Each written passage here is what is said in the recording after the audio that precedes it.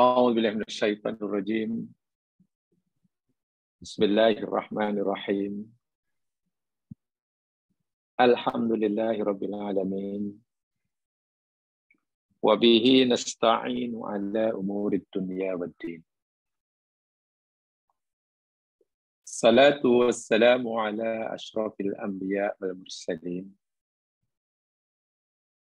نبينا رسولنا محمد وعلى آله وأصحابه وأتباعه إلى يوم الدين.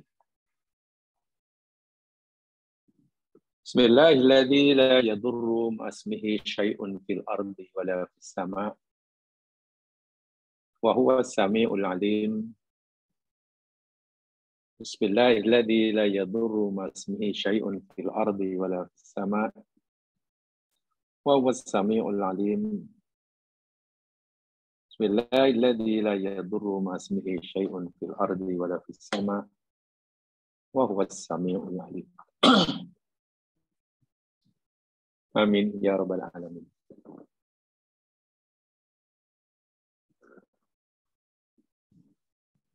Kesyukuran kita panjatkan kepada Allah Subhanahu wa taala terhadap anugerah nikmat yang tak terbilang jumlahnya, sehingga tidak mungkin kita mampu menghitungnya. Anugerah nikmat yang tidak terbilang dan tidak terhitung jumlahnya itu, Allah hanya menuntut dan meminta satu sahaja daripada kita, yakni mensyukurinya. Saya ulangi. Nikmat dan anugerah Allah yang tidak terhitung jumlahnya itu diberikan oleh kepada kita. Allah tidak menuntut daripada kita kecuali satu sahaja, mensyukurinya. Salah satu daripada cara mensyukuri nikmat Allah, yakni tasarrufun ni'am nahwal mun'im. Menggunakan nikmat sesuai dengan kehendak zat yang memberikan kita nikmat. Itu satu di antara cara mensyukuri nikmat Allah. Menggunakan nikmat sesuai dengan kehendak yang memberi nikmat. Apabila Allah bagi kita masa, waktu, umur, lalu kita manfaatkan umur kita untuk melakukan perkara-perkara sesuai dengan yang dikehendaki oleh Allah yang memberi kita umur, itulah salah satu cara mensyukuri nikmat. Bila kita menyalahgunakan penggunaan nikmat, yakni kita gunakan tidak sesuai dengan kehendak yang memberi kita nikmat, yakni Allah, itu namanya kufur. Semua kita sudah tahu akan peringatan Allah, la in syakartum la azidannakum wa la in kafartum inna adzabi lasyadid. Demi jika kamu bersyukur, yakni akan nikmatku, niscaya aku, kata Allah, akan menambahkannya. Tetapi apabila kamu kufur, ketahuilah siksaanku teramat sangatlah pedihnya. Pada malam hari ini, kita diberi peluang oleh Allah, diberi masa, dan masih diberi umur serta kesehatan. Maka marilah kita gunakan masa, kesehatan, peluang yang Allah berikan pada kita malam hari ini kita isi dengan melakukan perbuatan sesuai dengan kehendak Allah yang memberi kita kesempatan. Yakni kita akan isi dengan mengkaji, memahami firman-firman-Nya. Maka wujud daripada kesyukuran kita terhadap nikmat umur malam hari ini kita gunakan untuk mengkaji firman-firman-Nya. Jadi usaha yang jamaah sekalian lakukan ini salah satu bentuk perwujudan daripada rasa syukur kita. Mudah-mudahan Allah Subhanahu wa taala bukan sekadar menerima syukur kita, tapi juga memberinya balasan dan ganjaran sebagaimana yang Dia telah beritahukan kepada kita dalam ayat yang dibacakan tadi. Ya mas sekalian, selepas kita berehat panjang, lebih kurang 2 bulan, ya, 2 bulan. Jadi malam hari ini kita akan sambung tazkirah kita, kajian kita, meneruskan tajuk yang telah kita pelajari selama ini.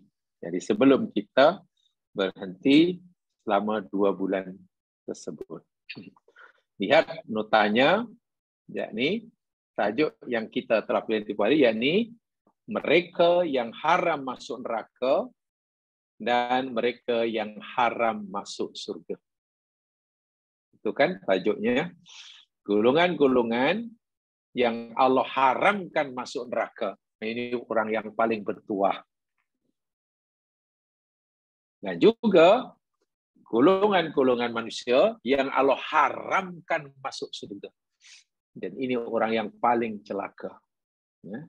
Ini adalah orang yang paling celaka. Orang-orang yang Allah haramkan masuk neraka telah kita pelajari. Nomor 1, 2, 3, 4, 5, 6, 7. Di situ ada 7 golongan. Walaupun jumlahnya lebih dari 7, ya, kita sempat pelajari 7 saja. Inilah orang-orang yang Allah haramkan neraka membakarnya. Subhanallah. Subhanallah. Nah, sekarang kita akan mula kaji sama golongan manusia yang Allah haramkan masuk surga. Waliyadzubillah, tumanzubillah. Perlu rasanya, wajib rasanya kita mengetahui juga siapakah orang-orang yang Allah haramkan masuk surga. Karena inilah orang yang paling celaka, paling berugi hidupnya dunia, lebih-lebih lagi di akhirat. Sekarang kita mulakan, yakni bagian tengah itu, Thanian dalam nota, ya, man yahrumu alal jannah. Orang-orang, siapakah orang-orang yang Allah haramkan atas surga? Surga haram bagi orang itu haram masuk surga. Bila haram masuk surga, mana tempatnya neraka lah. Waliyadzubillah. Dan ini tentu peringatan daripada Allah yang sangat besar artinya. Dan lagi-lagi, saya ingatkan diri saya sendiri, janganlah ia hanya kita anggap sebagai peringatan yang tidak menjadikan kita menjadi ingat. Apalah artinya peringatan, apalagi peringatan daripada Allah, jika ianya tidak menyebabkan kita menjadi ingat. Ya, kalau itu bukan peringatan, ya. Kalau peringatan kita tahu tapi tak membuat kita ingat, ya itu bukan peringatan. Tapi bukan salah peringatannya, bukan peringatan itu tak punya kemampuan, tak cukup power, ya mungkin minta maaf, hati kita yang mungkin terlalu keras untuk diingatkan. Jiwa kita mungkin minta maaf, saya gunakan bahasa agak keras, mungkin jiwa kita yang terlalu bebal untuk diingatkan. Sebab kalaulah Allah sendiri yang mencipta kita, yang mengingatkan kita, dan peringatan Allah itu sesuatu yang pasti berlaku, tetapi jika kita tidak menjadi ingat, tadi, ya mungkin hati kita sangat keras, hati kita mati, dan sebagainya. Sebab akhirnya, bukan Allah yang rugi jika peringatannya tidak ada yang menerimanya. Jika peringatan Allah diterima oleh manusia, Allah tak untung. Jika peringatan Allah ditolak oleh semua manusia, Allah pun tak rugi. Yang rugi, yang untung menerima atau menolak peringatan Allah itu manusia, yakni kita. Bagi Allah tidak memberi kesan apa-apa. Allah tak mendapat apa-apa manfaat keuntungan jika seluruh hamba-Nya menerima peringatannya. Allah, Maha Suci Allah daripada tertimpa madarat, rugi jika seluruh manusia mengabaikan peringatannya. Allah Maha Kaya. Allahu Ghaniyun. Baik. Jadi kita akan kaji sama-sama, walaupun sebagiannya mungkin telah kita pelajari. Jadi kalau ada keterangan tambahan, ya mungkin sedikit sahaja. Berikut adalah orang-orang atau golongan yang Allah haramkan masuk surga. Yakni dipastikan orang ini tempat tinggalnya neraka. Wa'iyadzubillah. Yang pertama, dan ini memang ketua dia lah. Yang pertama ini imam neraka. Imam neraka. Jawatannya cukup terhormat karena jadi ketua. Siapa dia? Al-musyrik. Maknanya billah. Orang musyrik. Ini menjadi imam ahli neraka. Haram masuk surga. Mari kita baca ayatnya. Surah Al-Ma'idah ayat 72. Al-Ma'idah ayat 72, lihat dalam nota itu. A'udzu billahi minasyaitonir rajim. Laqad kafara alladziina qalu innallaha huwal masih ibnu Maryam. Demi sesungguhnya telah kufur orang-orang yang berkata atau berkeyakinan sesungguhnya Allah itu dialah Isa ibnu Maryam. Orang yang berkeyakinan bahwa Allah itu Isa, Isa itu Allah, kufur. Dia percaya Allah sebagai Tuhannya. Dia juga percaya Isa ibnu Maryam sebagai Tuhan selain Allah. Kufur. Kufur syirik. Bukan kufur ahli kitab, kufur syirik. Wa qala al-Masih, sedangkan Isa al-Masih ibnu Maryam berkata, ya bani Israil a'budullaha rabbi wa rabbakum. Wahai Bani Israel, abdikan dirimu, perhambakanlah dirimu hanya kepada Allah sahaja.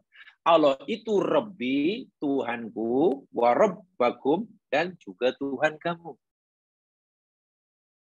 Isa alaihissalam memberitahu kepada Bani Israel bahwa Allah itu Tuhannya dan Tuhan Bani Israel. Sebab itu Nabi Isa perintahkan Bani Israel untuk mengabdikan diri menyembah hanya kepada Allah, bukan pada mengakui Allah saja sebagai Rabb. Kemudian apa kata Isa kepada Bani Israel? Innahu may yusyrik billah. Sesungguhnya siapa saja yang syirik dengan Allah. Maknanya siapa yang menjadikan sekutu bagi Allah. Faqad harrama alaihil jannah. Famaka qad sungguh harrama telah mengharamkan Allahu oleh Allah alaihi ke atas orang itu al-jannah surga. Inilah dia. Siapa saja yang syirik dengan Allah, Allah haramkan atasnya surga. Bukan pendapat ulama, bukan hanya sabda Nabi, tapi firman dan ketetapan Allah. Bila Allah haramkan orang itu surga, wa ma'wahun nar. Tempat kembalinya, tempat berlindungnya, neraka. Wa ma lizalimina min ansar. Dan tiadalah penolong bagi orang-orang yang zalim. Zalim di sini yani maksudnya orang musyrik. Karena syirik adalah kezaliman terbesar. Kezaliman terbesar. Ini ayat yang kita nak bicarakan. Dan di situ saya hanya sebutkan satu ayat saja. Jadi saya ingin menambahkan uraian dan penjelasan bagi poin pertama ini. Orang yang diharamkan oleh Allah masuk surga, yakni orang musyrik. Tempat tinggalnya di neraka. Dan tidak ada sesiapa pun yang boleh menolong mereka daripada neraka. Bermakna kekal abadi. Allah beri contoh dalam ayat ini, orang musyrik, yakni orang yang meyakini ada Tuhan yang berhak disembah selain Allah. Dia mengakui Allah sebagai Tuhan. Pada masa yang sama, dia mengakui, mengimani ada Tuhan lain yang punya hak juga, ada hak untuk disembah. Contohnya di sini, Allah katakan orang yang meyakini Isa sebagai Tuhan. Orang Nasrani lah, orang Kristen. Itu kafir tuh. Itu jika dia mati dan masih dalam keimanan yang mereka pegangi, menurut kepercayaan kita orang Islam, bahkan orang Islam wajib meyakini seyakin-yakinnya. Orang Kristen, Nasrani, ketika matinya masih berpegang pada keyakinan bahwa Isa itu adalah Tuhan atau anak Tuhan, anak Allah, atau Tuhannya berdiri sendiri, atau jelmaan Allah. Karena menurut Al-Quran, seperti mana telah kita pelajari, orang Kristen melihat Nabi Isa ini, orang Nasrani melihat Nabi Isa ini ada 3 madhab. Menurut Al-Quran, orang Nasrani melihat Nabi Isa ini sebagai siapa, ada 3 pendapat, ada 3 madhab. Ketiga-tiganya musyrik. Yang pertama, ada orang Nasrani yang menilai Nabi Isa itu adalah jelmaan Allah. Allah itu Isa, Isa itu Allah. Jika menjelma, namanya Isa. Rupa dia Isa bin Maryam. Itulah. Jika tak menjelma, Allah. Jadi Allah itu Isa, Isa itu Allah. Itu pahaman yang pertama, ayatnya ini. Jika menjelma dalam bentuk wujud yang boleh dilihat, namanya Isa ibnu Maryam. Fahaman seperti ini sama dengan fahaman dalam agama Hindu yang meyakini ada Tuhan Wisnu, Dewa Wisnu kata mereka, menjelma. Wisnu ini menjelma menjadi Krishna. Masih berupa dewa, namanya Wisnu. Menjelma menjadi manusia suci, namanya Krishna. Itu ramai orang Hindu yang suka sangat dengan nama Krishna Murti. Wah. Krishna itu yakni jelmaan Dewa Wisnu. Murti itu maknanya penguasa. Karena mereka ada 3 Tuhan, namanya Trimurti. Brahma, Wisnu, Siva. Brahma itu kerjanya Tuhan yang mencipta saja. Buat aja, buat. Dia tak arti nak jaga. Adapun Tuhan yang kerja menjaga ciptaan agar tidak hancur, agar ini dia menjaga memelihara, namanya Wisnu. Dia tak pandai buat, dia tak hanya pandai jaga aja. Tapi namanya ciptaan suatu hari akan rusak. Yang hidup akan mati. Yang wujud akan sirna.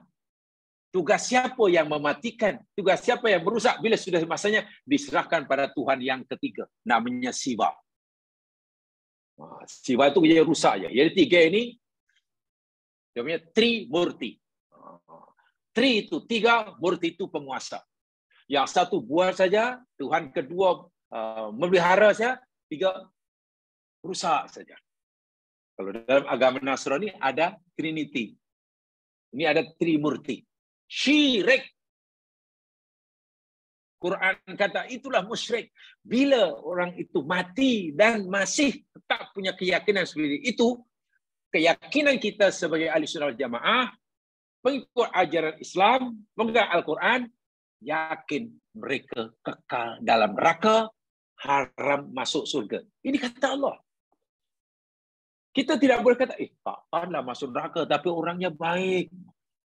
Orangnya baik. Dunia mengakui, dia itu baik. Tengok itu. Apa namanya, mendiang Mother Teresa. Itu baik orangnya.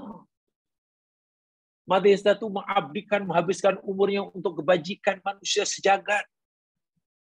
Tak ada apa-apa kepentingan, ikhlas, banyak tolong. Takkan orang sebaik macam itu masuk neraka. Ya sekalian, dalam agama Islam ini, sebaik manapun amalan, sebanyak manapun amal yang baik, jika bukan atas dasar tauhid, padam. Amal baik sangat banyak. Sangat banyak. Bukan sikit. Banyak itu dulu. Tapi sebanyak manapun amal yang dilakukan, sebaik manapun amal yang diperbuat, jika tidak berdasarkan akidah tauhid, batal. Nanti ada ayatnya. Jadi Allah tak mau terima. Tak mau terima. Ya. Itu. Jelas ini kufur. Sama ada mereka percaya Isa itu Allah, Allah itu Isa, atau mazhab yang kedua yang meyakini Isa itu yakni anak kepada Allah, ibnullah, Allah bapanya, Isa anaknya, musyrik juga. Atau yang ketiga yang memahami Isa itu Tuhan yang berdiri sendiri selain Allah. Jadi ada Tuhan ada tiga, satu namanya Allah berdiri sendiri, yang satu namanya Isa Ibnu Maryam, yang ketiga namanya Maryam. Itu dalam surah Al-Maidah. Jadi Tuhan ada tiga itu kalau ikut kata Nasrani pada zaman Nabi, satu Allah, dua Isa, tiga Maryam. Walaupun kemudian hari ada lagi muncul fahaman. Tuhan tiga itu satu Allah, dua Isa, yang ketiga Ruhul Kudus. Ruhul Kudus. Holy Ghost kan. Itu datang kemudian. Datang kemudian. Yang pasti semua itu adalah musyrik. Ya. Orang yang tidak meyakini adanya Allah, kufur. Kufur. Kekal dalam neraka juga. Orang yang meyakini adanya Allah, tapi juga meyakini ada Tuhan selain Allah, namanya syirik. Kedua-duanya kekal dalam neraka. Yang tidak mengakui adanya Tuhan namanya kafir. Yang meyakini adanya Allah, tapi juga meyakini ada Tuhan selain Allah yang punya hak macam Allah, namanya musyrik. Perbuatannya disebut syirik. Inilah. Dan Allah telah menegaskan di dalam surah Al-Maidah ayat 72, siapa yang menyekutukan Allah, Allah haramkan atasnya surga. Kemudian Allah juga tegaskan lagi di dalam surah An-Nisa ayat 48. Mungkin kita bertanya begini, betul orang yang melakukan syirik itu dosa. Tapi kan Allah Subhanahu wa taala Maha Pengampun.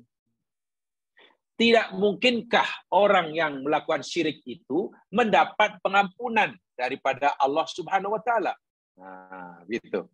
Atau mungkinkah orang musyrik itu masih punya ruang dan peluang untuk mendapatkan pengampunan Allah? Atau sekali syirik tutup pintu taubat? Baik, kita baca surah Al-Maidah, surah An-Nisa ayat 48. Dan mudah-mudahan pemahamannya tidak salah nanti.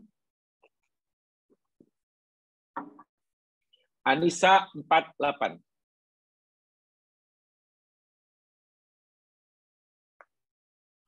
A'udzu billahi minasy syaithanir rajim. Innallaha la yaghfiru ay yushraka bihi wa yaghfiru ma duna dzalika liman yasha'. Wa may yusyrik billahi faqad iftara itsman 'azima. Seperti mana saya kata tadi, ayat ini termasuk yang telah kita pelajari dahulu. Ya. Jadi saya tidak perlu mendengarkan panjang lebar. Sesungguhnya Allah tidak mengampunkan apabila ia disekutukan dengannya. Dan Allah mengampunkan dosa selain itu bagi siapa yang dia kehendaki. Dan siapa saja yang syirik dengan Allah, sungguh ia telah mereka-reka kebohongan. Mereka-reka kebohongan dengan dosa yang sangat-sangat besar. Sepintas lalu, kalau kita memahaminya tidak cermat dan tidak berhati-hati, ayat ini seakan-akan bermaksud dosa syirik. Atau orang yang melakukan syirik tidak akan mendapat pengampunan. Maknanya pintu taubat tertutup. Seakan-akan begitu. Tapi maaf jemaah sekalian, makna ayat ini bukan seperti itu. Makna ayat ini tidak bermakna orang yang syirik tertutup pintu taubat sehingga tak dapat pengampunan pada Allah dan kekal dalam neraka. Bukan. Sebenarnya ayat ini jamaah sekalian ya, tidak bermakna taubat orang-orang musyrik itu tidak diterima oleh Allah. Bukan begitu. Orang yang terlanjur buat syirik semasa hidup, kemudian ia mau bertaubat, pintu taubat bagi orang itu masih terbuka. Dan Allah bersedia memberikan pengampunan jika taubatnya memenuhi syarat. Itu maksudnya. Selagi masih hidup ya.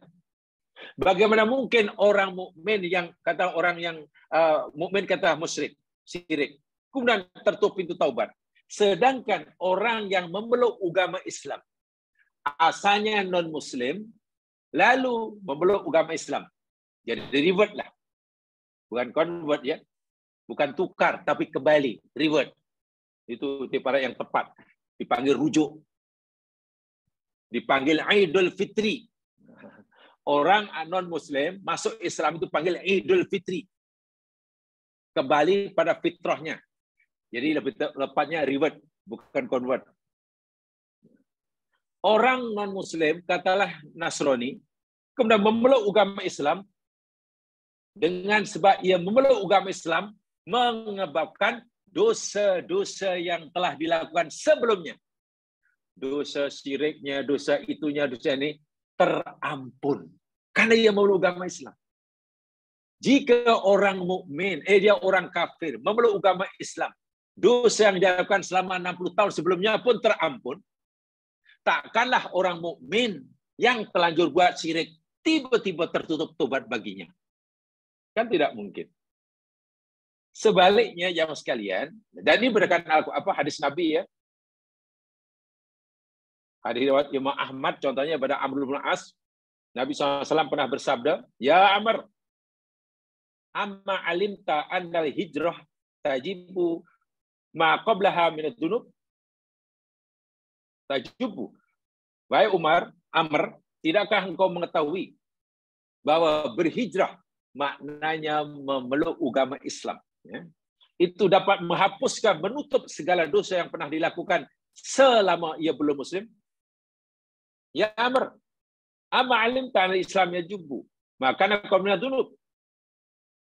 Bermakna dengan sebab orang itu memeluk agama Islam daripada agama asal non-Muslim, membolehkan dosa-dosa mereka, termasuk dosa kufur, dosa macam-macam, diampun oleh Allah Subhanahu wa taala. Apatah lagi jika orang itu Muslim terlanjur buat syirik, pintu taubat masih terbuka. Lalu apa makna ayat ini? Mana surah An-Nisa ayat 48 itu maksudnya begini jemaah sekalian. Innama ta'ni anallaha ta'ala la yaghfiru liman mata 'alal kufri. Maksud ayat ini bahwasanya Allah tidak akan mengampunkan dosa syirik bagi orang yang hingga matinya tak bertaubat. Masa hidup melakukan syirik, hingga mati tak bertaubat, sehingga masa mati ia masih membawa dosa syirik. Ya. Mati membawa dosa syirik. Dosa syirik yang dibawa mati itulah Allah tidak akan ampunkan di akhirat. Pasti akan disiksa di neraka. Adapun orang yang sempat bertaubat daripada syiriknya semasa hidup, sehingga semasa meninggal ia sudah mendapatkan pengampunan daripada dosa syiriknya, sehingga jumpa Allah tidak lagi membawa dosa syirik, maka Allah ampunkan.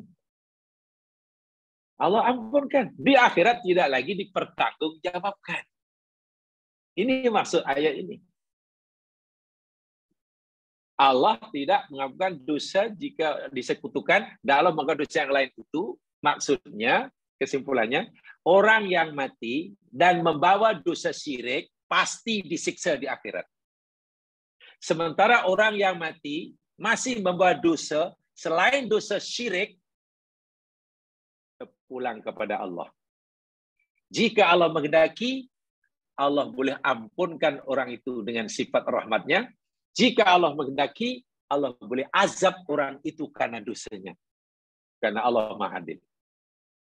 Jadi, jika yang dibawa oleh orang semasa meninggal itu dosa selain syirik, apa sajalah. Dosa mencuri ke, dosa menipu ke, dosa bunuh orang, dosa apa sajalah, dosa mabuk ke. Di akhirat nasibnya pulang pada Allah. Jika Allah kehendaki, Allah boleh ampunkan sebagai janji ayat ini, dan ia bisa mengampunkan dosa selain syirik. Jika Allah kehendaki, Allah boleh siksa.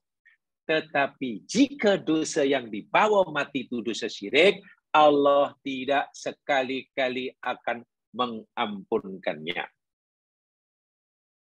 Haramallahu ta'ala al-maghfirah.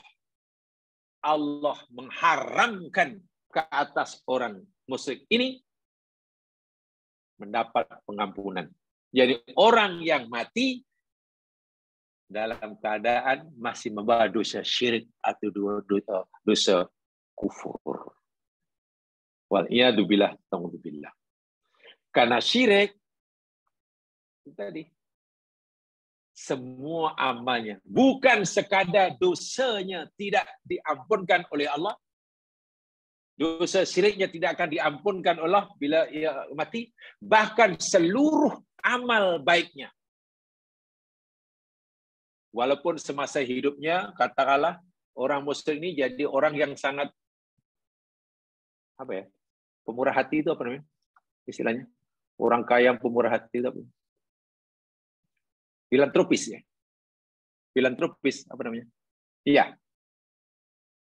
Hartawan yang banyak sumbangan sana sini itulah, dermawan itulah. Filantropis kan kalau tak salah lah. Filantropis.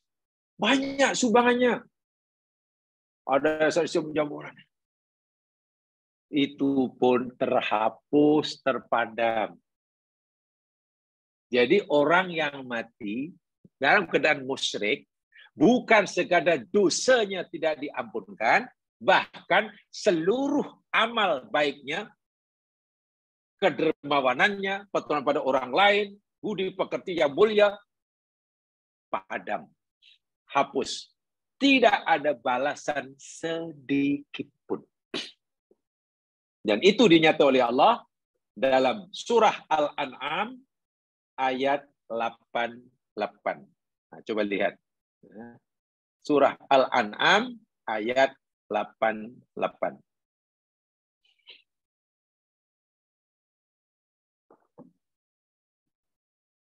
A'udzu billahi minasy syaithanir rajim. Walau asyraku lahabita anhum ma kanu ya'malun. Yang ujung saja, Saya baca yang ujung.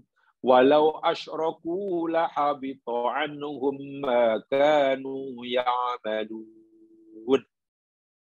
Walau dan jikalau. Waw dan.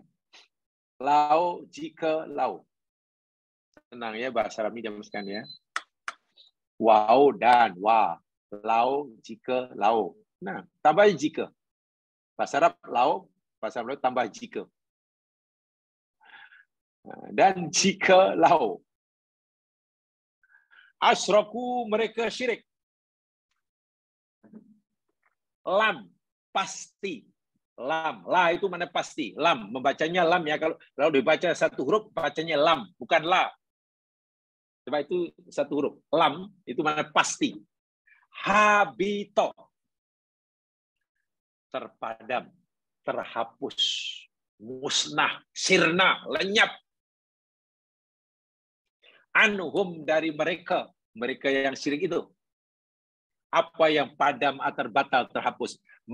Apa yang kanu adalah mereka, ya'malun mereka amalkan. Allahu Akbar. Di sini gunakan kalimah ya'malun, bukan yaf'alun. Ya'malun, bukan yaf'alun. Kalau yaf'alun, kerjakan, ya'malun, amalkan. Ya, penggunaannya sebenarnya jamaah sekalian. Kalau ya'malun makna perbuatan yang disengajakan. Sedangkan yaf'alun itu perbuatan yang disengajakan juga termasuk yang tak disengajakan. Dalam hal ini, apa saja amal baik yang mereka lakukan semasa hidup, padam, habito, padam, hapus. Jika orang ini syirik. Itu tadi saya katakan. Orang musyrik hingga mati masih syirik, bukan sekadar dosanya tidak diampunkan, amal baiknya pun dihapuskan. Patutlah Allah Subhanahu wa taala haramkan masuk surga. Bila dosa tidak diampunkan, neraka. Bila amal solehnya pun ditiadakan, ya apa yang boleh menolongnya? Wa'iyadzubillah, tumadzubillah. Ini maksudnya. Jadi berat sekali, sangat-sangat berat. Berbeza dengan tadi saya katakan orang mukmin mati membawa banyak dosa, tapi dosa yang dibawa selain dosa syirik. Dosa apa sajalah, mencuri ke, minum arak ke, berzina ke, mengumpat, menipu ke, apa sajalah, zalim ke, selain sudah syirik ya, nasibnya terpulang kepada Allah Subhanahu wa taala. Sama ada Allah tidak menyiksanya ataupun Allah hendak mengampunkan dosanya. Itu syirik. Dosa yang sangat-sangat berat, dosa yang sangat-sangat banyak. Kerana syirik boleh membatalkan tauhid, iman. Sementara dosa selain syirik, contohnya mencuri, contohnya membunuh, minum arak, dan sebagainya, ia tidak membatalkan tauhid iman, tapi mengurangi kesempurnaan iman. Saya tegaskan, syirik itu boleh membatalkan tauhid. Artinya jika orang melakukan syirik, tauhidnya hilang. Tak ada tauhid. Kekal dalam neraka, tak masuk surga. Berbeza dengan orang beriman yang mencuri, yang mabuk umpamanya. Dosa mabuk, dosa mencuri, dosa membunuh orang, walaupun itu dosa besar, tetapi tidak membatalkan tauhidnya. Artinya iman masih ada, hanya saja ia tidak boleh dipanggil, tak boleh dipanggil musyrik, tak boleh dipanggil kafir, tapi dipanggil mukminun asin. Orang mukmin yang menderhaka. Bukan orang musyrik, bukan orang kafir. Yaitu katalah orang bunuh orang. Orang mukmin bunuh orang lain. Kan dosa besar tu. Bunuh orang lain. Maka yang membunuh ini jamaah yang bunuh. Walaupun nanti katalah dilakukan atasnya hukum kisos, yakni hukum dibunuh balik. Orang yang membunuh yang dihukum kisos ini karena kesalahan membunuh, dia tetap mukmin, bukan kafir. Yaitu jenazahnya tetap wajib diuruskan secara Islam. Dimandikan, dikafankan, disolatkan, ditanam di kubur orang Islam. Dipohonkan pengampunan. Walaupun dia matinya dibunuh, jatuhkan bunuh karena kesalahan membunuh. Pencuri demikian juga. Berzina demikian juga. Kata orang yang zina muhsan, sudah berkeluarga melakukan zina, kan dirajam. Rajam itu baling batu hingga mati. Matinya sebagai orang mukmin tapi tidak sempurna imannya. Sedangkan syirik, orang mati yang syirik, ia bukan lagi orang mukmin. Sebab itu bila mati tidak boleh jenazahnya diuruskan sebagaimana orang mukmin. Ya, tak perlu dimandikan, tak disolatkan, ya bukan orang mukmin. Dan tidak juga tak boleh dikuburkan dapat orang. Contoh katalah minta maaf, alhamdulillah, katalah murtad. Udahlah. Pagi murtad, petang hari karena dia berjaya memohon keputusan mahkamah agar mahkamah mengizinkan murtadnya, lalu menang. Bersyukur karena mahkamah mengabulkan permintaannya untuk murtad. Seronoklah karena menang kan. Keputusan itu tengah hari. Petang hari lalu balik dengan gembira naik kereta, karena terlalu gembira langgar, accident, mati. Matinya mati kape. Nama belum ditukar, namanya mungkin masih nama Muslim lah. Mungkin masih nama siapa? Siti Aisyah umpamanya. Tak boleh ditanam, tak boleh. Dah kape. Itu ya. Lain hanya jika orang itu melakukan dosa-dosa selain syirik. Mukmin melakukan dosa, saya tidak membatalkan keimanannya, tetapi hanya mengurangi kesempurnaan imannya. Sehingga gelaran dia mukmin asin. Dan ini yang telah kita pelajari dahulu dalam surah Fatir tuh. Orang mukmin Allah bagi menjadi 3 kan, tiap hari. Orang mukmin ada 3 golongan. Satu, mukmin zalimun nafsi, zalim atas diri sendiri. Kedua, mukmin muqtasid, ngam-ngam. Dia hanya buat yang wajib, sunnah tak buat. Hanya tinggal yang haram, makruh tak buat. Yang ketiga, sabiqun bil khairat, mukmin yang berlomba-lomba dalam melakukan kebaikan. Jadi orang mukmin yang melakukan dosa besar selain dosa syirik, itu jenis kelompok yang pertama. Mukmin zalimun li nafsi. Setelah itulah orang yang mati direjam, mati dibunuh karena kisos, tidak dianggap sebagai orang kafir, sebaliknya wajib tetap diperlakukan sebagai orang mukmin. Mati direjam dan lain sebagainya. Bagaimana nasibnya di akhirat? Terpulang kepada Allah. Jika Allah menghendaki, Allah boleh ampunkan dia. Jika Allah menghendaki, Allah boleh siksa dia selama sebanyak dosa yang dia lakukan di dunia.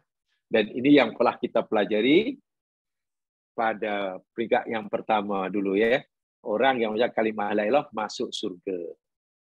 Karena mungkin dapat syafaat daripada malaikat, para nabi, syafaat orang mukmin. Bila malaikat sudah bagi syafaat, tapi orang ini tak dapat. Bila nabi sudah beri syafaat, tapi orang ini tak termasuk. Bila orang mukmin sudah berikan syafaat atas izin Allah, tapi orang tak masuk yang dapat syafaat daripada 3 orang ini. Allah kata apa dalam hadis Nabi? Walam yabqa illa rahmatan arhamur rahimin. Dan tidak lagi tinggal kecuali kasih sayang Allah yang Maha Pengasih. Maknanya jika syafaat Nabi pun tidak orang yang tak termasuk dapat syafaat Nabi, mungkin orang yang termasuk dapat syafaat malaikat. Jika tidak termasuk orang yang mendapat syafaat malaikat, mungkin termasuk orang yang mendapat syafaat orang mukmin. Jika tak termasuk ketiga-tiga itu, tak termasuk orang dapat syafaat Nabi, Assalamualaikum, kata Nabi, tapi boleh jadi ia akan dapat rahmat Allah yang arhamur rahimin. Sehingga masuk surga, bebas daripada neraka, atau ringankan azabnya, bukan karena syafaat Nabi, bukan karena syafaat malaikat, bukan karena syafaat orang mukmin, tapi rahmat Allah. Jamaah sekalian, ini saya tegaskan agar kita ini tidak mudah mengkafirkan orang. Itu kesana arahnya. Orang mukmin jangan sekali-kali dikatakan dia kafir. Jangan. Bayangkan jika kafir itu jamaah sekalian, konsekuensi daripada tuduhan mengkafirkan orang itu, makna kita menganggap orang itu halal darahnya untuk dibunuh. Bayangkan. Halal hartanya untuk dirampas. Halal untuk diperangi. Dan jika ia mati, yang hidup tidak berkewajiban apa-apa mengurus jenazahnya. Jadi sudah bukan muslim.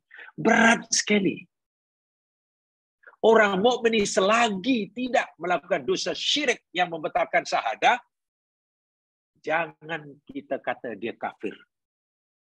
Kita hanya boleh mengatakan dia mukminun asil. Orang mukmin yang menderhaka. Itu saja. Itu sangat berat ya Mas Kilanya. Sangat berat menggunakan fahaman-fahaman takfiri ini. Fahaman takfiri yakni fahaman orang yang suka dan mudah sangat menganggap orang lain itu sebagai kafir. Itu sangat berat sekali. Kita wajib mengelakkan perbuatan ini. Karena ini benar-benar bercanggah. Sejahat manapun orang Islam. Seteruk manapun maksiat orang Muslim. Selagi maksiatnya ini bukan berupa syirik akbar kepada Allah, kita tidak boleh kata dia kafir. Katakan saja dia mukmin asil. Itu kesimpulannya. Itu kesimpulannya. Sebab apa aja Mas? Jangankan mukmin yang hanya melakukan dosa besar selain syirik. Orang kafir yang memeluk agama Islam itu pun dosa-dosanya terpadam. Dipadamkan oleh Allah. Mana dalil yang menyatakan orang yang reward dalam Islam dosa-dosa lampau diampunkan oleh Allah. Asalnya Hindu, asalnya Buddhis, Buddha, asalnya Nasrani, Yahudi. Kemudian mengucap 2 kalimat syahadah lillahi ta'ala. Dosa-dosa yang dilakukan semasa sebelum Muslim diampun oleh Allah. Bukan pendapat ulama, bukan sabda Nabi sahaja, tapi firman Allah Subhanahu wa ta'ala. Lihat dalilnya. Al-Anfal ayat 38. Lihat, Al-Anfal ayat 38.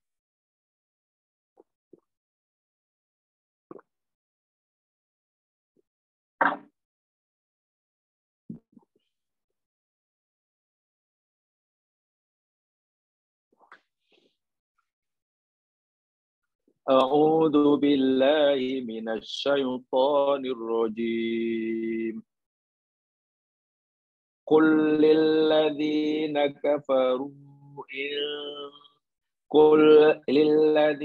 kafaru iyantahu yughfar lahum ma qad salaf.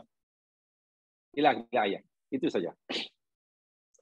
Qul, katakan wahai Muhammad. Wahai Muhammad, katakan, beritahu pada umat-umatmu. Kepada siapa? Umatmu yang mana? Lilladzina kafaru. Katakan, beritahu pada umat kamu yang masih kafir. Orang-orang yang kafir. Yang belum mau menerima agama kamu. Yang belum mau mengakui aku sebagai Tuhan mereka. Kafir kan? Beritahu kepada orang-orang kafir yang masih memusuhi kamu, yang tak mau menerima agama yang kamu sampaikan, yang belum mau mengakui aku, kata Allah sebagai Tuhannya, apa yang Allah suruh Nabi memberitahu mereka. Iyantahu, in jika, yantahu mereka berhenti. Intaha yantahi, berhenti. Berhenti daripada kufuran. Berhenti daripada menolak. Bila berhenti menolak, mana menerima lah. Berhenti mengingkari, ya mempercayailah.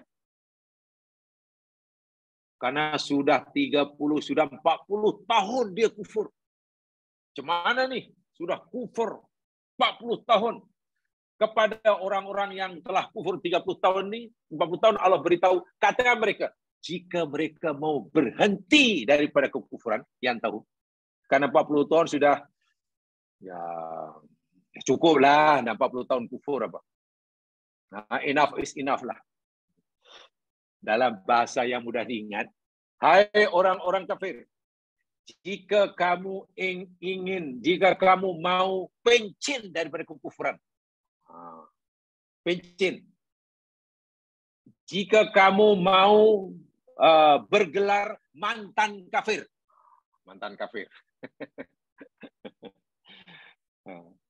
hari ini kamu kafir, kamu ucap syahadah, mana besok kamu bergelar mantan kafir. Apa kata Allah? Yughfar, Masya Allah. Yughfar itu mana akan diampunkan. Yughfar, diampunkan.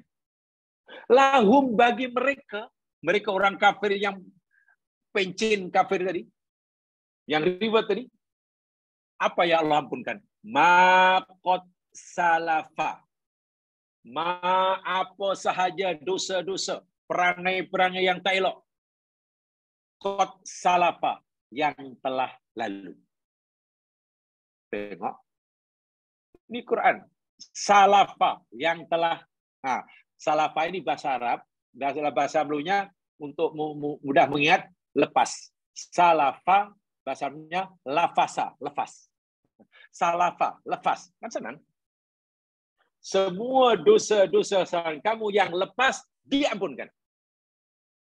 Artinya apa? Katakanlah ada orang 40 tahun dia jadi orang kafir, menolak Islam, tidak mengakui Allah sebagai satu-satunya Tuhan. Kemudian terbuka hati mengucapkan 2 kalimat syahadah lillahi ta'ala, kerana Allah. Asyhadu alla ilaha illallah wa asyhadu anna Muhammadar Rasulullah. Katakanlah, ikhlas li ta'ala. Besoknya mati, jemaah sekalian. Besoknya mati. Apa jaminan Allah? Dosa-dosamu yang 80 tahun Allah akan ampunkan. Ini yang tersurat dalam itu. Adapun dalam penjelasan mufassir, maksudnya begini.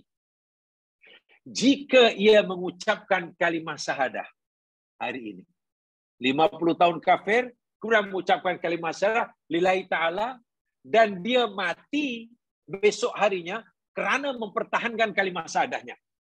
Gitu. Besok mati kerana mempertahankan kalimat syahadah.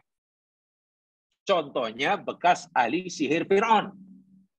Berpuluh tahun ia kafir, melawan Nabi Musa, menyembah Fir'aun, kalah berlawan dengan Musa, menerima agama dari Nabi Musa. Jadi mukmin. Setelah memeluk agama Nabi Musa, Fir'aun bagi pilihan. Fir'aun beri dia kepada orang ini ultimatum. Nak hidup atau nak mati. Kalau mereka ingin hidup, tinggalkan ajaran Nabi Musa. Bila mereka memilih ajaran Nabi Musa, mereka akan dikerat-kerat tangan dan kakinya oleh Fir'aun. Ahli sihir ini memilih mati.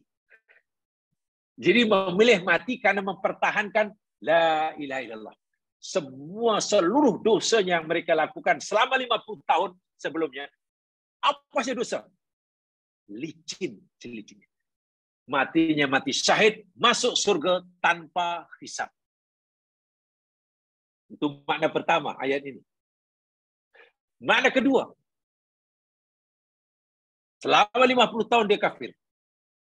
Terbuka hatinya memeluk agama Islam. Baca syahadah tengah hari.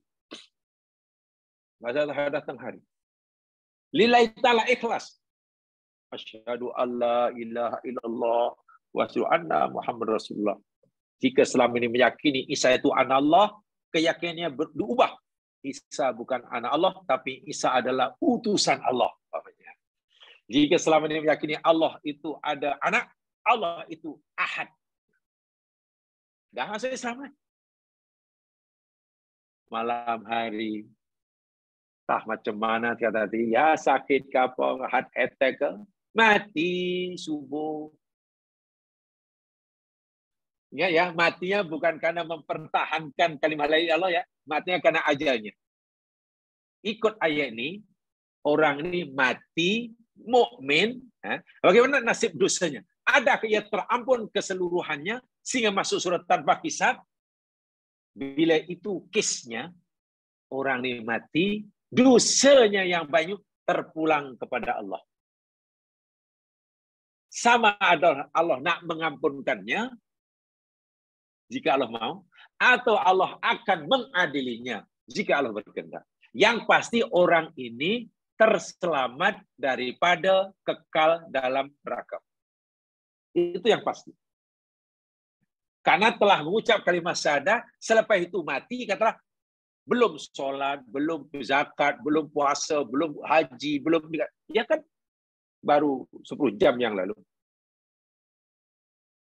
Yang pasti orang ini di akhirat terselamat daripada kekal di dalam neraka. Adapun kes yang pertama, ahli sihir Fir'aun tadi, ya, dia mati karena memilih mempertahankan akidahnya.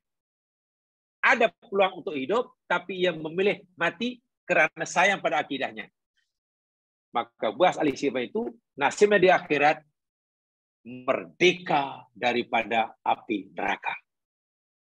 Dosanya diampunkan oleh Allah dengan sebab bersadah dan dimasukkan surga tanpa hisab.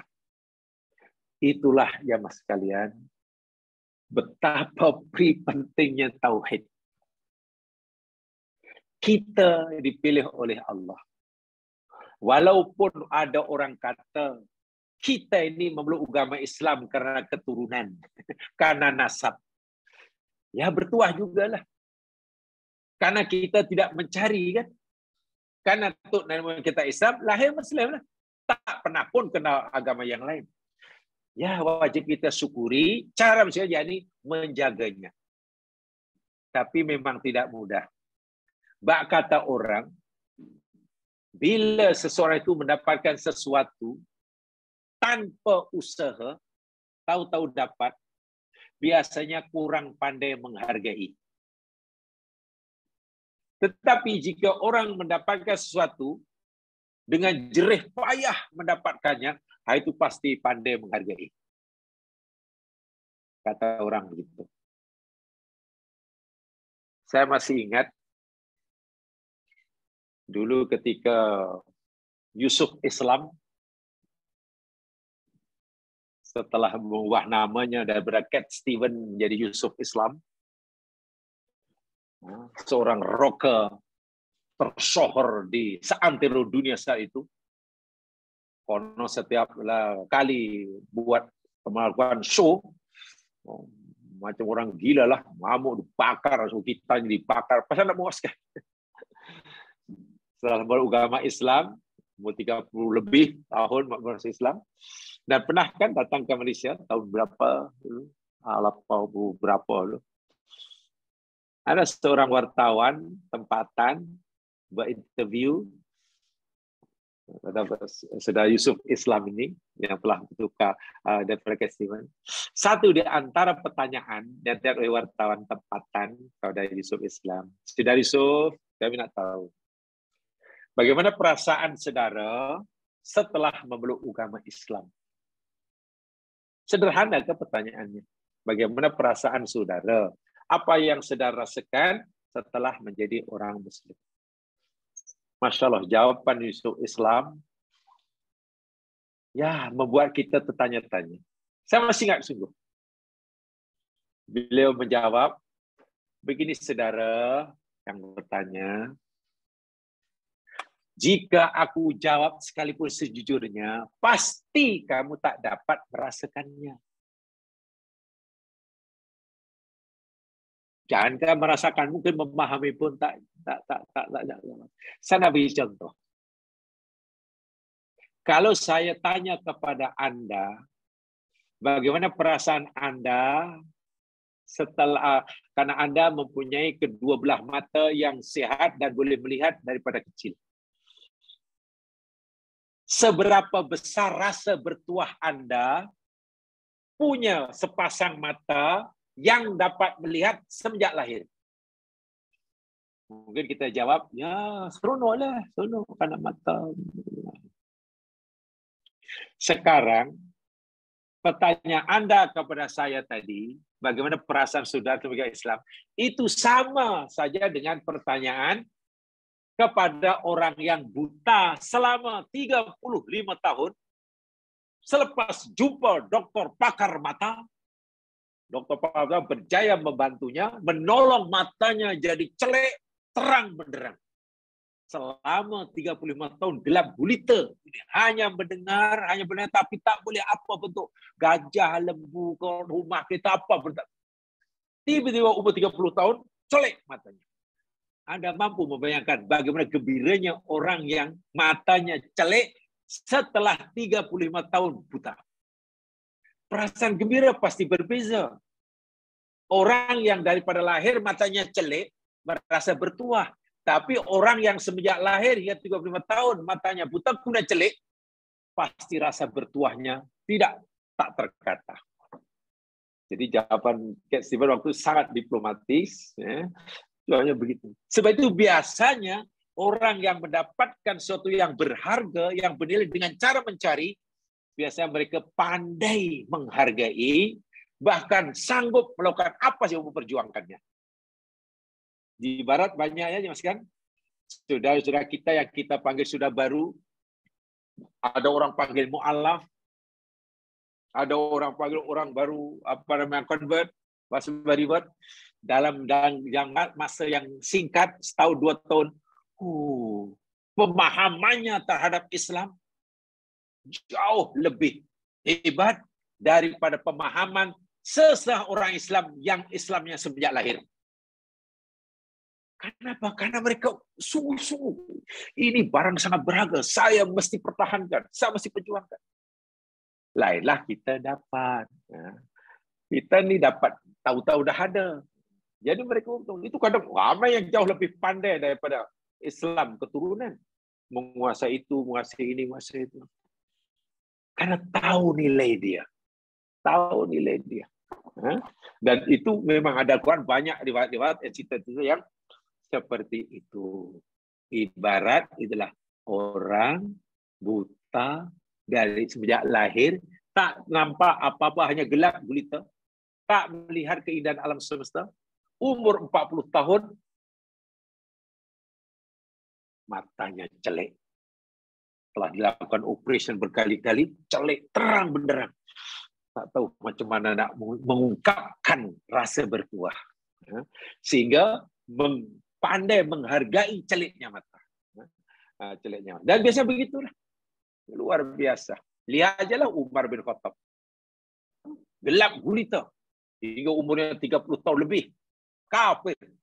Setelah dapat agama Islam, bicara Islam dengan sebab mencari, menggigil dia, itu dia berubah perangainya. Sangat-sangat luar biasa. Walaupun nama Umar belum bertukar. Namanya tetap Umar bin Al-Khattab. Pakaiannya masih sama, penampilannya sama. Tapi ya Allah, gaya hidupnya, pemikiran dia, pandangan hidupnya, tujuan hidupnya berubah sama sekali. 180 degree. Itu sehingga pandai dan sanggup melakukan apa saja demi mempertahankan Islam yang diterimanya agak lambat selepas ia buta. Ibaratnya sebelumnya buta, kemudian jelek. Ini dia. Jadi Allah sendirilah yang memberitahu kita. Allah perintahkan Nabi agar Nabi memberitahukan kepada orang kafir jika mereka mau berhenti daripada kekufuran mereka, ingin pencen awal jadi orang kafir, ingin mendapatkan gelaran mantan kafir, dosa-dosa yang mereka lakukan sebelumnya diampunkan oleh Allah. Jika ia mati kerana mempertahankan iman barunya, dosanya diampun dan di akhirat masuk surga tanpa hisab. Jika ia mati karena ajal, bukan karena diugun di apa, ya terpulang kepada Allah. Yang pasti ia telah terselamat daripada kekal di dalam neraka. Ini orang yang pertama, orang yang sangat celaka karena haram masuk surga, yakni orang yang syirik. Orang yang syirik. Orang yang menyekutukan Allah Subhanahu wa taala. Jemaah sekalian, untuk memperjelas poin yang pertama ini, saya ingin sampaikan apakah sebetulnya bentuk-bentuk nyata dipanggil mazahirus syirki. Apakah bentuk rupa contoh nyata syirik besar yang meranapkan, yang menghapuskan segala amalan, yang menghalang orang itu mendapat pengampunan daripada Allah, yang menjaga dia kekal dalam neraka dan haram masuk surga. Dan haram masuk surga.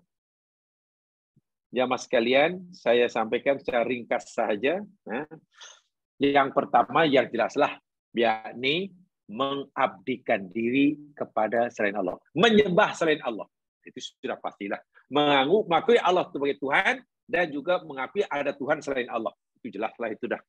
Itu syirik yang paling ketara sekali lah. Yang paling ketara sekali. Walaupun dia mengakui Allah sebagai Tuhannya, gitulah. Tapi juga meyakini ada selain Allah yang juga berhak dianggap sebagai Tuhan. Nah, ini syirik orang kafir Makkah ya, jemaah sekalian. Umat Nabi Muhammad SAW di Makkah, mereka masuk kategori syirik yang seperti inilah. Mengakui Allah sebagai Tuhannya, tapi juga mengakui, mengimani ada selain Allah yang juga berhak disembah macam Allah. Ini syirik musyrikin kafir Quraisy. Jamaah boleh lihat ayatnya di dalam surah Az-Zumar ayat 38.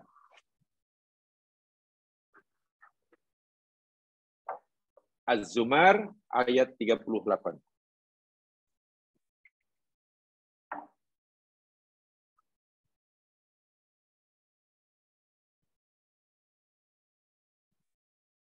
A'udzu billahi minasy syaithanir rajim. Wala in sa'altahum man khalaqas samawati wal ardh la yaqulunna Allah. Walain dan demi jika sa'altahum engkau bertanyakan kepada mereka orang-orang kafir Makkah, wahai Muhammad, man siapakah khalaqa yang telah menciptakan as-samawati beberapa langit wal arda dan bumi?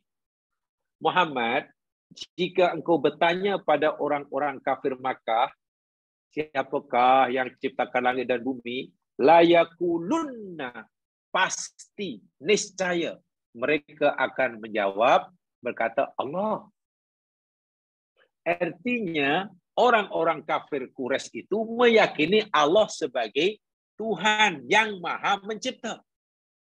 Mengakui Allah sebagai Tuhan yang Maha Mencipta.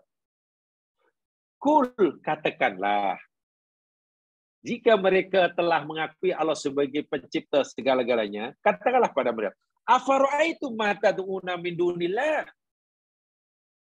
Kalau kamu dah mengakui Allah itu sebagai Tuhan pencipta, apa pendapat kamu tentang Tuhan-Tuhan yang kamu seru selain Allah itu lalu siapa? Patung yang kamu sembah itu menurut kamu siapa? Patung itu, patung ini, Uzza, Lata, Manat. Lalu itu siapa itu? Kamu kata, mengaku bahwa yang mencipta segala-galanya ini Allah.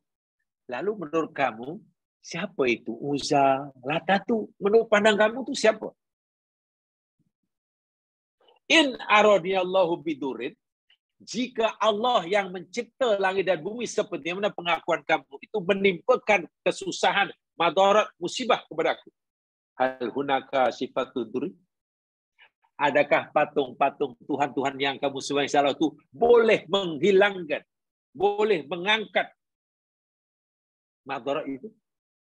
Bila Allah tibakan musibah pada diriku, adakah Tuhan-Tuhan yang kamu anggap selain Allah itu boleh menghilangkan, mengangkat? Au aradani birahmatin? Atau jika Allah yang kamu percayai sebagai Tuhan yang menciptakan itu memberi aku rahmat, kesejahteraan, hal hunna mumsikatu rahmati? Adakah Tuhan-Tuhan selain Allah yang kamu yakini itu mampu menahan rahmat Allah? Pasti mereka fikirnya, iya ya. Kalaulah Allah itu menimpakan madarat pada kita, musibah, ini patung-patung yang kami anggap si Tuhan ini tak boleh menyelamatkan kita, tak boleh menghilangkan madarat. Dan jika Allah tidak memberikan kita kasih sayang, rahmat, kesenangan hidup, patung-patung ini pun yang kita, walaupun kita anggap sebagai Tuhan, tak mampu nak menghalangnya. Maknanya patung-patung ini lemah. Bila lemah, kenapa ya kami yakin itu Tuhan? Sepatutnya bila mereka tahu patung ini tidak boleh memberikan, menghilangkan madarat dan tidak boleh menahan rahmat jika Allah nak bagi, beri manfaat itu tidak. Lalu untuk apa disembah? Kul, katakan Muhammad, hasbi Allah. Bagi aku, memadailah Allah sahaja sebagai Tuhanku. Yang memberi, yang menarik, yang menghidupkan, yang mematikan. Yang melapangkan, yang menyempitkan, yang memberi sakit, yang menyembuhkan, yang menggerakkan, yang mendiamkan, yang menjagakan, yang menidurkan. Cukup bagi Allah saja, tak ada yang lain. Tak ada Tuhan lain. La ilaha illallah. Alaihi yatawakkalul mutawakkilun. Dan ke atasnya lah orang-orang yang bertawakal, hendaknya ia bertawakal. Ayat ini memberitahu kita bahwa orang Quraisy, kaum Nabi SAW, itu mengakui Allah sebagai Tuhan pencipta alam semesta. Tapi pada masa yang sama, meyakini patung-patung yang mereka sembah itu pun ada hak untuk disembah, untuk dipuja. Nah, ini namanya kafir, musyrik, menyembah selain Allah. Itu berlaku zaman dahulu. Adakah sekarang masih wujud? Banyak. Hati-hati ya Mas kan. Allah punya sifat namanya Ar-Razzaq. Oke. Salah satu nama Allah yakni Ar-Razzaq. Ar-Razzaq itu maknanya yang maha memberi rezeki. Betul ya? Ar-Razzaq itu maknanya yang maha memberi rezeki kepada hambanya lah, kepada makhluk ciptaannya lah. Tahukah jemaah sekalian, nama Allah Ar-Razzaq daripada Al-Asmaul Husna itulah. Nama Allah Asmaul Husna kan 99. Satu di antaranya Ar-Razzaq. Kalimah Ar-Razzaq sebagai nama Allah daripada 99 hanya disebut sekali aja dalam Al-Quran. Saya ulangi. Nama Allah Ar-Razzaq yang artinya yang maha memberi rezeki, itu dalam Al-Quran hanya disebut sekali sahaja. Masya Allah. Sekali sahaja. Yani ada dalam surah Ad-Dariyat, surah 51, ayat 58. Kenapa satu jalan ini? Ada yang saya ingin sampaikan. Surah 51 ayat 58.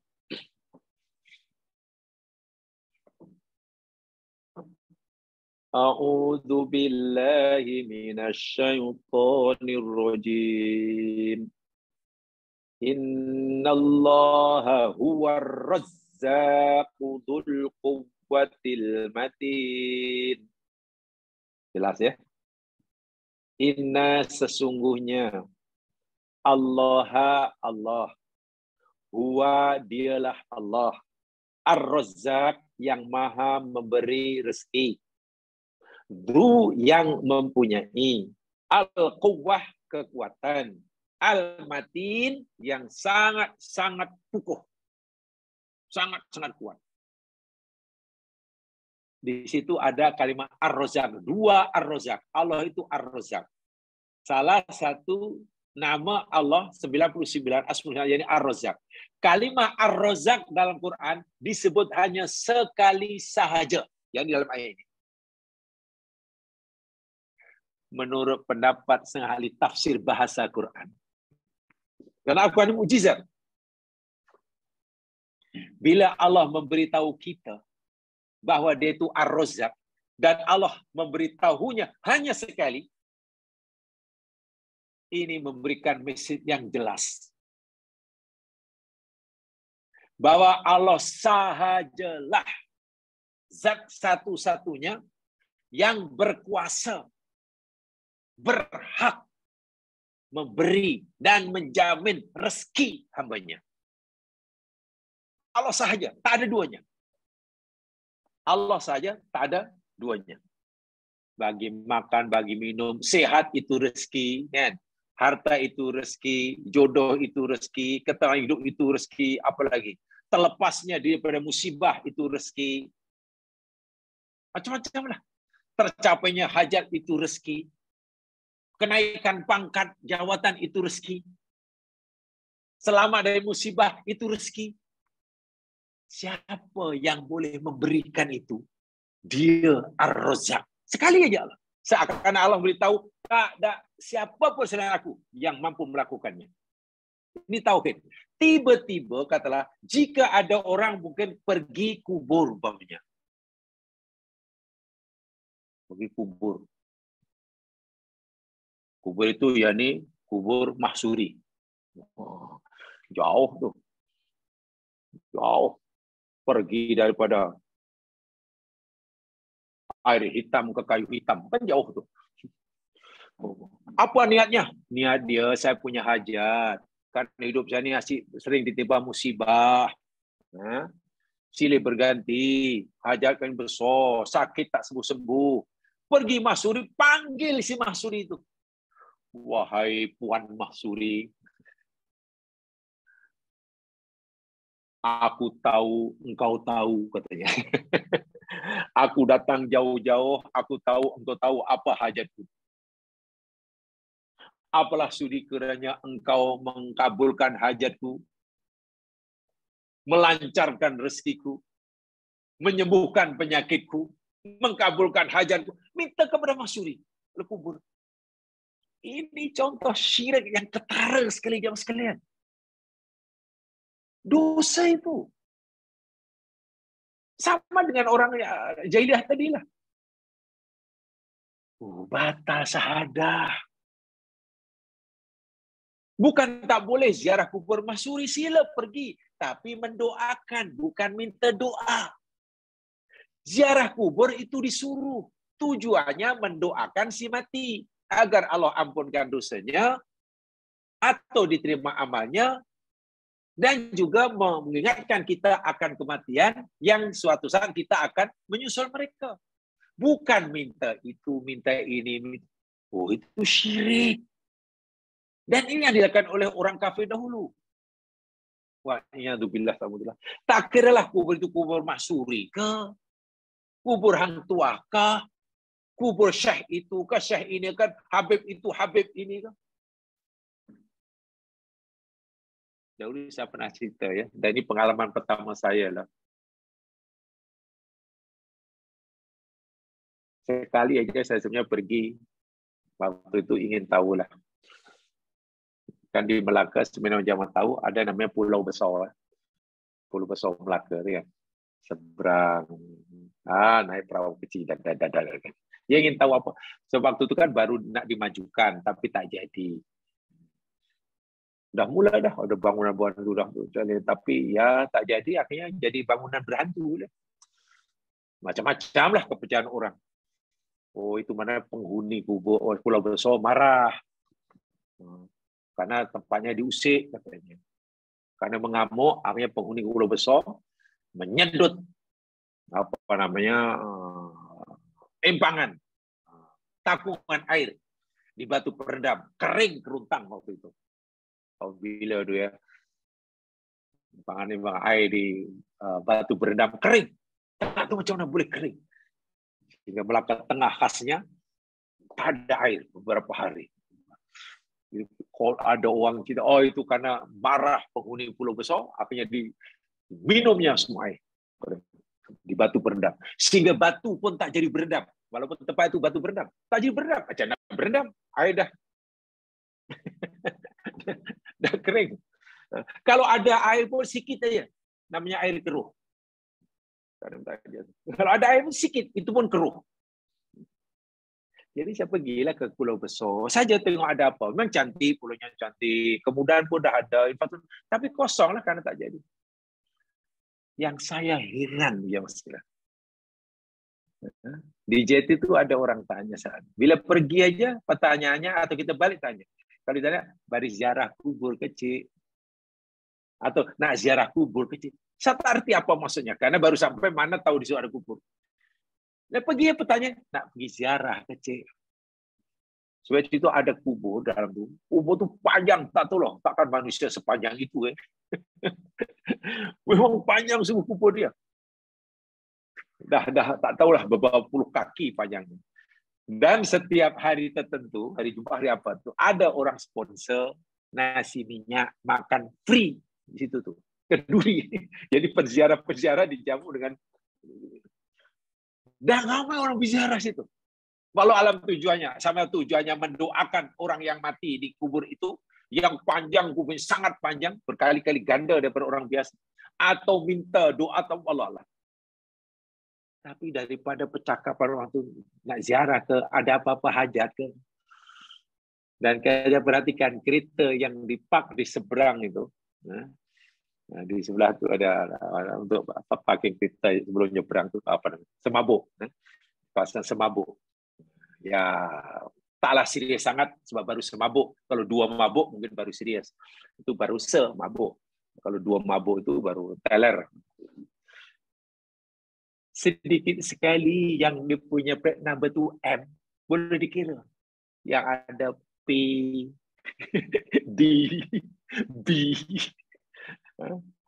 Maknanya luar Melaka lah yang datang tu. Sebab Melaka pakai M, yang lain tu kan. Jadi dalam saya Allah Akbar.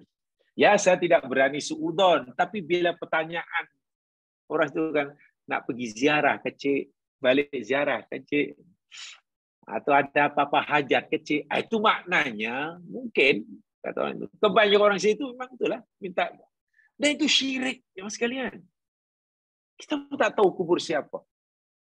Itu kata dalam agama. Tak kiralah kubur orang alim ke, bukan orang alim ke. Bahkan kita ziarah Nabi SAW pun zaman kubur Nabi. Jangan sekali-kali minta kepada Rasulullah. Bila kita sakit, mohon kepada Allah. Allahumma sfini. Ziarah Nabi apa tujuan dia? Baca salawat dan salam. Assalamualaikum ya Rasulullah.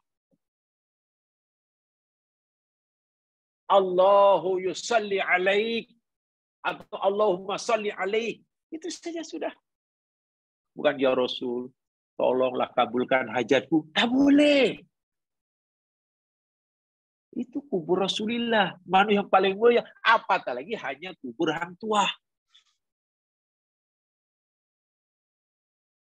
Apalagi kubur hang lekir. Lagi. Allahu Akbar walillahilhamd. Tapi ini yang bukan ziarah kubur yang dilarang. Biar kubur disuruh. Tapi apa tujuan itu kita kena faham. Jangan sampai ziarah kubur yang sepatutnya kita mendapat tambahan pahala. Karena kita salah. Tidak faham tentang hukum syariat. Malah menambahkan dosa. Dan terus terang ya mas sekalian, walaupun saya tidak berani suudon, tapi jika suudon pun sebenarnya tidak keterlaluan. Februari saya tengok ke balik kampung dan singgah saya di Surabaya, namanya Masjid Sunan Ampel. Kubur Sunan Ampel termasuk sebagai Wali Songo pendampah di Surabaya. Subhanallah, itu bukan 24 jam kuburnya tidak pernah sepi. Orang bicara itu berpuluh-puluh bas silih berganti. Bahkan nak masuk kuburnya pun tunggu giliran. Jadi orang wirid dan zikir iktikaf di kubur jauh lebih ramai daripada yang di masjid sebelahnya. Kan pelik itu. Dan nampaknya itu bukan mendoakan si mati, tapi nampaknya minta pada si mati. Ada yang menangis-nangis sambil bawa air. Dan itu banyak. Khasnya kubur-kubur yang dianggap sebagai kubur keramat atau orang Indonesia panggil wali song. Saya pernah pergi situ, itu saya pergi. Di situ namanya Sunan Ampel, Surabaya. Terus saya pergi ke Gresik. Di situ yakni makom Sunan Maulana Malik Ibrahim yang paling tua. Wah, begitu ramai juga. Itu berbagi di Demak belum. Jadi ya saya tidak suudon ya jangan mereka memang mendoakan si mati, tapi kalau mendoakan kenapa lama sangat, bahkan ada menangis-nangis sambil bawa air, jangan-jangan minta doa. Minta doa, memohon sesuatu yang boleh mengabulkan hanya Allah, tapi meminta pada selain Allah, itu syirik. Itu syirik. Sama ada selain itu orang soleh yang dah mati ke, pokok ke, batu ke, atau apa lagi lah. Yang menurut Al-Quran ayat kita baca tadi, yakni surah Az-Zumar tadi, tidak boleh memberi manfaat dan juga tidak boleh menimpakan madarat. Bila kita tertimpa madarat, dia tidak boleh menghilangkannya.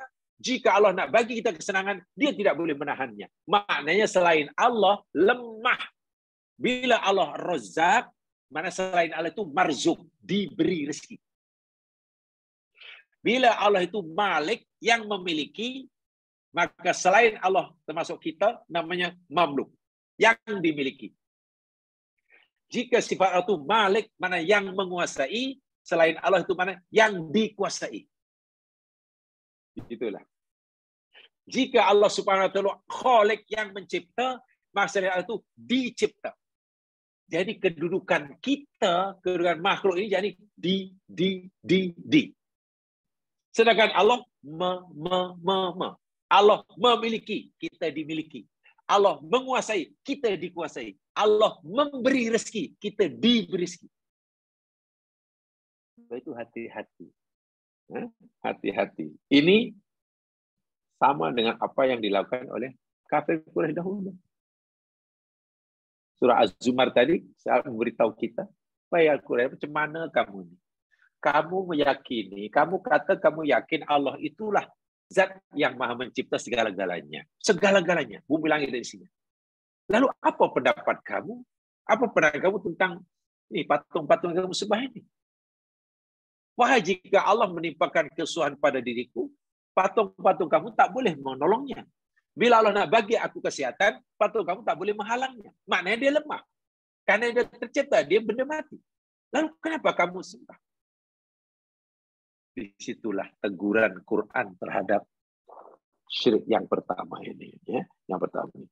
Jadi, Alhamdulillah, ya sekalian, yang pertama memang sangat ketara syiriknya, tapi itulah kita tidak tahu ya di mana puncanya, tapi yang pasti masih kurang pemahamannya terhadap akidah, sehingga masih ada saja yang masih tersilap tujuan ziarah kubur, tujuan itu, tujuan ini, dan itu sangat ya kasihan lah ya. Kita mulai kasihan. Jadi bagi saya elok kita memandang orang-orang yang macam ini dengan pandangan kasihan. Jangan dengan pandangan benci. Kalau kita melihat orang-orang Muslim yang melakukan syirik dengan pandangan benci, mereka akan kita biarkan. Bahkan kita doakan neraka dia, neraka. Bukan. Tapi pandanglah mereka dengan pandangan kasih sayang dan kasihan. Kalau kita memandang mereka dengan penuh kasih sayang dan kasihan, ya kita akan berusaha semampu kita untuk mengingatkannya. Itu karena kita sayang. Tapi kalau kita dengan pandangan benci, neraka, ya kita sendiri sudah gagal menjadi umat Nabi. Karena Nabi bila melihat orang umatnya yang berdosa, Nabi melihatnya dengan penuh kasihan. Sehingga Nabi berusaha untuk meluruskannya. Bukan dengan pandangan kebencian. Ya, sekalian, itu sebagai contoh ya. Sebenarnya banyak contoh-contoh syirik hari ini ya, yang dilakukan, termasuklah menyembelih bukan karena Allah. Itu salah, syirik. Beli rumah itu banglo, sudah lama ditinggal oleh tuannya, ya, dijual tak laku-laku. Karena lama sangat tak penghuni, akhirnya dijual dengan harga murah. Orang tanya, kenapa murah sangat banglo tu? Ya, murah, betul bercantik, tak murah. Tapi tak ada orang beli walau murah. Pasal apa? Ada penunggu. Dan penunggu dia cukup lihat. Dia hantu Jepun. Hantu Jepun. Dan bukan seekor, ada 10 ekor. Ya, tak apalah kalau begitu begini. Yalah, kalau kau berani belilah murah. Beli akhirnya. Masalahnya penghuni Jepun ini baru mau keluar dari rumah itu apabila kita bersedia menyembelih seekor kambing putih. Darahnya kita rinjiskan keliling rumah. Kepalanya kita tanam di depan pintu rumah. Barulah si hantu Jepun itu keluar. Senang aja, berapa mahal sangat kambing seekor, baru paling mahal 2.000. Apa kau beli? Apa? Kalau itu syarat, kalau dia mau, sebab kata bomah dia sembelih. Dan sembelihnya walaupun bismillahirrahmanirrahim, katakanlah. Yang menyembelih orang Islam. Pak Haji pula tu. Baca bismillah 3 kali pula. Tapi niat menyembelihkan ingin memenuhi hantu Jepun yang dipercayai sebagai penunggu. Kepalanya ditanam depan pintu. Darahnya diriskan. Tahu tak jam-jam? Ini syirik besar. Syirik. Jangankan seekor kambing. Bunuh seekor lalat pun. Bukan karena Allah. Itu menjadi penyebab orang masuk neraka. Nanti bila ada masa saya jelaskan itu. Apalagi kambing. Jadi hati-hati. Dan kambing atau binatang halal yang kita sembelih bukan karena Allah. Perbuatan menyembelih itu syirik. Daging binatang kita sembelih itu walaupun binatang yang halal, tapi karena kita sembelih bukan Allah, jatuh haram. Haram hukumnya. Masa saya masih kecil jamaah sekalian, di kampung saya berlaku itu. Sekarang sudah tidak ada karena ya generasi kami yang sudah belajar jadi mati sendirilah. Setiap hari Rabu terakhir bulan Safar. Hari Rabu terakhir bulan Safar. Karena bulan Safar itu dipanggil bulan bencana kan. Bulan Safar, bulan yang di Malaysia rumah di Tolak Bala tu lah. Di apa namanya Tanjung Keling ya. Di Tanjung Keling tu. Sekarang tukar namanya jadi Pantai Putri. Wah, jadi Putri Tanjung Keling. Masa kecil di kampung saya setiap hari Rabu terakhir bulan Safar, nanti atau sekali, kampung itu orang kampung sembelih kambing. Kepala kambing itu ditanam di simpang 4. Iya. Kami bilang sini masa kecil. Tujuannya agar kambing itu selamat daripada mara bahaya yang berlaku pada bulan Safar itu. Tiap tahun.